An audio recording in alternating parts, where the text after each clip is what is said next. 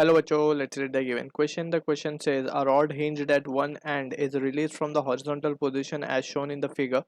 When it becomes vertical, its lower half separates without exerting any reaction at the breaking point. Then the maximum angle theta made by the hinged upper half with the vertical edge. So we need to understand this question by using the concept of energy conservation. So energy conservation we can apply over here for दो instant पे हमें energy conservation use करना पड़ेगा. Assuming hinge friction is zero over here, there is no friction offered by hinge. This is the assumption we are making over here. ठीक है. So from here we can see कि by energy conservation we can write the total energy remains conserved, or we can say total energy is constant. So total energy से यहाँ पे we are mean to say that we are talking about mechanical energy. So we can say यहाँ पे हम इस तरीके से लिख सकते हैं loss in potential energy will be equivalent to gain in kinetic energy. And to be precise यहाँ पे जो kinetic energy होगी वो rotational kinetic energy होगी. So rotational kinetic energy के बारे में हम क्या लिख सकते हैं? It is given by the expression half bracket में लिख देते हैं I omega square, where I is the moment of inertia about the fixed point and omega is the angular velocity. ठीक. So to understand the case given to us, so let's assume कि ये हमारा point 1 है, this is point 2 and this is point 3. So अगर हम energy को conserve करें between point 1 and 2, so हमें B point पे थोड़ा सा focus करना होगा. B point actually वो point है जहाँ पे we can say center of mass is located, and यहाँ से we can see कि this distance अगर हम length L मान ले rod का, so this distance will be L by 2. So ये distance भी B तक का क्या हो जाएगा L by 2. So यहाँ पे हम देख सकते हैं energy conservation between 1 and 2 अगर हम करें by energy conservation between point 1 and 2. So यहाँ पे हम देख सकते हैं जो loss होगा potential energy के अंदर will be mgl by 2. That will be equivalent gain in kinetic energy, and to be precise it is rotational kinetic energy, that is half I omega square. If let's say at this point B omega it attains is omega, angular velocity it attains is omega. ठीक है, तो half I omega square. So यहाँ से हम देख सकते हैं mgl upon 2 will be equals to I की अगर हम बात करें, so it is moment of inertia about the fixed point, that is A. So it will be given by the expression ml square by 3 if we are assuming m to be the mass of the rod. तो ml square by 3 into omega.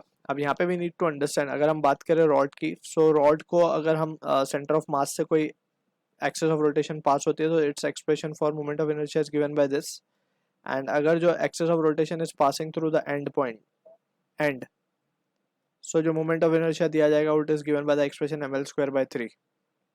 ठीक है, तो यहाँ पे हम देख सकते हैं कि axis of rotation is passing through end point, so it will be ml square by 3. तो यहाँ से we can see ये कैंसिल, यहाँ पे ये कैंसिल, एक L से एक L कैंसिल, तो ओमेगा की जो वैल्यू है, ओमेगा स्क्वायर की जो वैल्यू आएगी it will be 3g upon L, right. एक L बचा है यहाँ पे, तो 3g by L. So let's say this is our expression number 1. So अब 2 पॉइंट पे इसने इतनी एंगुलर वेलोसिटी अटेन कर लिया, that is under root 3g by L. ठीक. अब 2 और 3 के बीच में अगर हम केयरफुली एनालाइज करें सिचुएशन को, so by energy conservation between 2 and 3, so now we can say let's say ये हमारा rod vertical position में है, ठीक, and this is the position of making angle theta जो कि हमें फाइंड करना है. ठीक. अगर हम बात करें तो इसका सेंटर ऑफ मास अब रॉड का कहाँ आ गया होगा L by 4 पे. सो हम एक काम करते हैं, we will consider this length to be as L by 4. ठीक. ये पॉइंट कहीं होगा जहाँ पे उसका सेंटर ऑफ मास लाई कर रहा होगा. उसकी हमने velocity actually angular velocity calculate करी हुई है, that is omega I, and final omega जो यहाँ पे जाके हो जाएगा वो हो जाएगा 0, बिकॉज मैक्सिमम एंगल थीटा में फाइंड करना है. तो in this situation we can see ये L by 4 ये L by 4, सो ये जो डिस्टेंस होगा, ठीक है ना, यहाँ पे कहीं सेंटर ऑफ मास लाई कर रहा होगा, that will be h. So h को हम क्या लिख सकते हैं, L by 4 1 minus cos theta.